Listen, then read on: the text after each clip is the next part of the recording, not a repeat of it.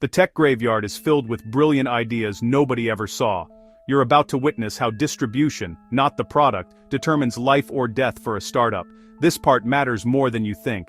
Every year, thousands of startups launch, but about 20% fail within their first year, and roughly 50% within 5 years, according to the U.S. Bureau of Labor Statistics. Only around 25% survive to 15 years, the rest disappear quietly. CB Insights studied over 100 startup postmortems and found that 42% failed because there was no market need.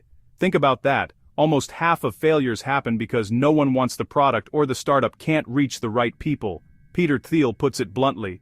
Most businesses actually get 0 distribution channels to work. Poor distribution, not product, is the #1 cause of failure. In this story, we'll explore why distribution is the hidden lever, how ignoring it kills startups, and when focusing too much on distribution can also backfire. We'll reveal not just statistics but human decisions, emotional peaks, and the domino effects that lead to failure or redemption. Curiosity loop. Number 1. If distribution is so crucial, why do founders keep betting everything on product? The answer is hidden in the next chapter. At the dawn of the internet boom, building software seemed like the only challenge. Early startups believed that if they built something amazing, users would magically appear. It worked for a few pioneers. Take Dropbox. The product itself solved a clear pain point, but it exploded because of viral referrals. Inviting friends earned more storage. Similarly, Uber built a frictionless app for ride-hailing, yet its growth engine was incentives for riders and drivers to invite others. Substack integrated distribution into its product by giving writers built-in newsletters and letting readers recommend posts to friends. These successes weren't accidents. Andrew Chen argues that in a world with over 9 million mobile apps, startups need 2 core insights, one about customers, product market fit, and one about distribution. To survive, you must design distribution and product together. If not, the void between building and reaching becomes fatal. Decision. Consequence. Domino effect. Decision. Zynga built games like Farmville and decided to piggyback on Facebook's social graph. Consequence. Player feeds were flooded with game requests, inviting new users effortlessly. Domino effect. Within 6 years, Zynga hit $1 billion in revenue. Decision. PayPal, uncertain of its ideal customer, discovered a power eBay seller using its logo. They focused on the eBay community and used a $10 referral bonus. Consequence. Hundreds of auctions started listing PayPal. Adoption skyrocketed. Domino effect. PayPal achieved massive network effects and eventually sold to eBay for $1.5 billion. Decision. LinkedIn asked new users to connect their email contact lists, inviting others to join. Consequence. Each sign-up created exponential invitations. Domino effect. LinkedIn amassed millions of users before launching premium features.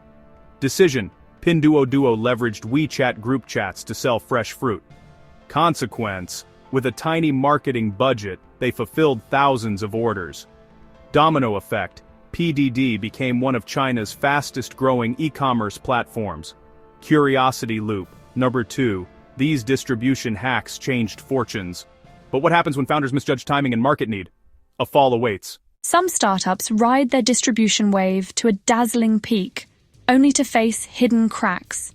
Glossier, for instance, focused on building a beauty blog into the gloss before launching products.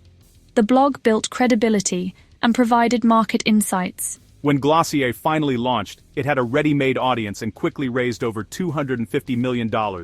Yet distribution isn't a silver bullet. Atrium, a legal software startup founded by Justin Kan, raised $75 million and built a large network of investors to evangelize the product. But this focus on distribution distracted the team from building a truly great product. When the product didn't deliver, the distribution channels couldn't save it. Atrium shut down despite its social buzz. This underscores a critical point. Distribution must amplify a compelling product, otherwise hype collapses quickly. Curiosity. Loop. Mer 3. So how do you know when to pivot from product to distribution? The warning signs often appear as ignored data and psychological biases. Coming up next, psychology often blinds founders. Survivorship bias leads us to study success stories like Apple and Stripe, while ignoring the lessons from failure. Optimism bias makes entrepreneurs overestimate positive outcomes and underestimate risks. The warning, post-mortems show consistent patterns. No market need and poor distribution cause 42% of failures. Many ignore this data, thinking passion will substitute for traction. Founders often believe if they build a remarkable product, users will come. But as the Growth Hit article warns, launching without a growth strategy is like whispering in a hurricane. Decision. Webvan aimed to disrupt grocery delivery by building huge warehouses before proving its unit economics. Consequence, they spent $800 million and went bankrupt. Domino effect. Future players like Instacart succeeded by leveraging existing supermarkets instead of building everything from scratch. Decision. Cosmo.com offered free 1-hour delivery, but launched before smartphones and efficient mapping algorithms existed. Consequence, costs ballooned, and the business model failed. Domino effect. Modern competitors like DoorDash thrived by waiting until technology and gig workers made the model viable. Decision. Slide, acquired by Google for $182 million, kept pushing its original social app strategy even as the market shifted. Consequence, the product lost traction and was shut down. Domino effect. Its founder realized timing transitions correctly is as important as vision. In each case, the warning signs were there. They ignored signals about distribution readiness, technology trends, and market adoption, clinging to the product vision alone. Curiosity loop number 4. What happens when a startup hits the wall? Do they accept failure, or is there a way to pivot and survive? The next chapter reveals the fall and possible redemption. When the cracks turn into a collapse, the dominoes fall fast. After burning through cash and losing market momentum, Webvan filed for bankruptcy. Investors lost millions and employees were left jobless. Similarly, Cosmo.com's free delivery strategy couldn't scale. The company spent $280 million and shut down. Tilt, a group payment platform, raised over $60 million but failed to differentiate from Venmo. Network effects eroded its position, and Airbnb acquired it for a fraction. These falls emphasize that distribution alone cannot save a weak product, and a great product without distribution dies quietly. Startups that recognize this can pivot. Decision. Glossier built distribution first, then quickly invested in product research. Consequence. Their loyal audience co-created the products. Domino effect. The company raised hundreds of millions and avoided the distribution trap. Decision. Atrium pivoted too late. By the time they refocused on product, funds were gone. Consequence. The doors closed. Domino effect. It became a cautionary tale for founders about balancing product and distribution. In many cases, a pivot to a new distribution channel or a reimagined product can save a company. Slack started as a gaming company, Tiny Speck. Their game failed, but the internal communication tool they built became Slack. Focusing on distribution doesn't mean spamming channels, it means choosing the right partner platforms, referral incentives, and community engagement while constantly refining product fit. Curiosity loop number 5. If distribution and product need to work together, what frameworks can founders follow to avoid failure? Coming up, the lessons and the hidden lever you might not expect. Research shows that studying failure patterns gives founders better odds. One technique is conducting pre-mortems. Imagine your startup failed and identify 3 likely causes, then devise countermeasures. Another framework is FAIL, FIT, acquisition economics, internal alignment, liquidity planning. FIT. Does your solution address an urgent customer need? 42% of failures lacked market need. Acquisition economics. Calculate customer acquisition cost versus lifetime value. Internal alignment. Founder disagreements cause around 13% of failures. Liquidity planning. Maintain at least 18 months of runway. Raising funds too early or too late decreases success chances. Andrew Chen emphasizes that successful startups have dual theories, one for product market fit and one for distribution. The product alone cannot carry your business. You need a repeatable distribution engine. Founders should think like engineers and marketers, build a minimum lovable product and test distribution channels early. Glossier's blog, Pinduoduo's WeChat strategy, and Spotify's Facebook integration show that distribution can be baked into the product design. Moreover, success depends on timing and technology readiness. Webvan and Cosmo failed because the infrastructure wasn't mature, whereas Instacart and DoorDash succeeded later by leveraging smartphones and gig workers. Modern relevance extends beyond Silicon Valley. A UK-US audience sees countless fintech and AI startups. The same principles apply.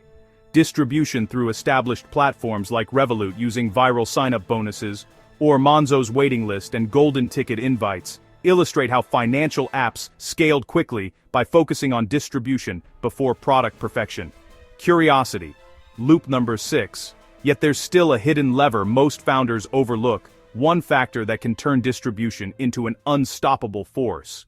We unveil it in the next segment. The overlooked lever is trust.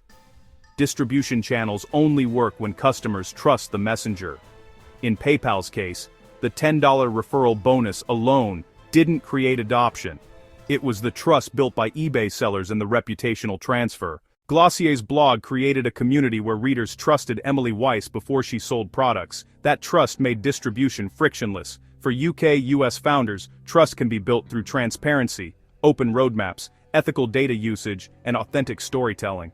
Without trust, referral incentives fall flat. So when designing your distribution plan, ask, who does my audience already trust, and how can I partner with them? How can my product inherently build trust so referrals feel natural? This lens transforms distribution from a hack into a long-term asset. Curiosity. Loop number 7. Now that you know the hidden lever, the final question is, what will you do differently? Will you ignore the pattern or carve a new path? Our final act brings everything together. The startup graveyard whispers cautionary tales, brilliant ideas unloved, founders blinded by optimism, distribution ignored or misused, yet within the ruins are seeds of wisdom. You can choose to listen. If you're a creator, a founder, or simply curious about why so many ventures fail, remember, building a product is only half the journey. Distribution and the trust that fuels it makes the difference between obscurity and impact. Subscribe to Fact Vision for more cinematic business stories. We dive into the psychology, the strategy, and the untold lessons behind success and failure. Comment your opinion on which startup story resonated with you and answer the pinned question below. And if you're building something yourself, this part matters more than you think.